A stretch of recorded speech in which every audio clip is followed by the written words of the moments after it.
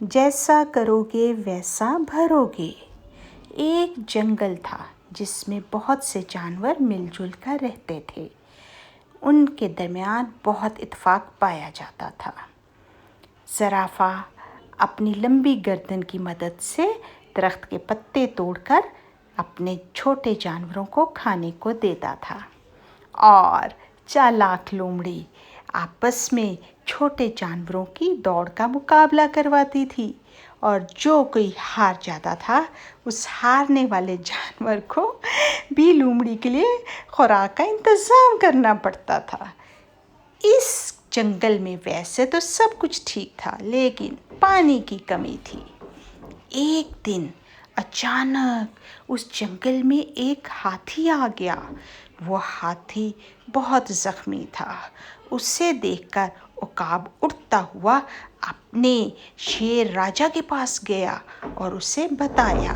शेर राजा ने डॉक्टर बंदर को बुलाया। डॉक्टर बंदर की नर्स बी बत्तख ने जल्दी से हाथी की मरहम पट्टी की और पूरे जंगल में उसका नाम मेहमान हाथी मशहूर हो गया।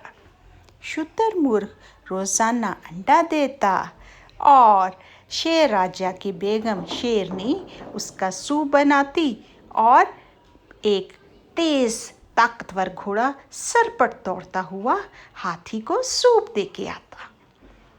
कबूतर और एक खूबसूरत सा तोता उसके पास बैठकर उसे मज़े मज़े की कहानियाँ सुनाते ताकि मेहमान हाथी राजा उदास न हो।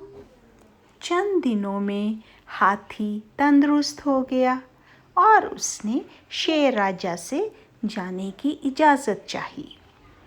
उसने सारे जानवरों का शुक्रिया अदा किया और उन्हें अपने जंगल में आने की दावत भी दी। सब जानवर उसकी दावत सुनकर बहुत खुश हुए।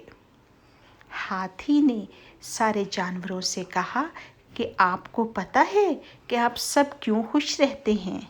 उसकी वजह ये है कि आप सब एक दूसरे की मदद करते हैं, इसलिए मैं आपको एक तोहफ़ा देना चाहता हूँ। मेहमान हाथी ने शेर राजा को तोहफे में एक बाजा दिया। वो एक जादुई बाजा था जिसको बजाने से बारिश होती थी और जब बारिश हो तो सब जानवर उसमें से पानी पी सकते थे।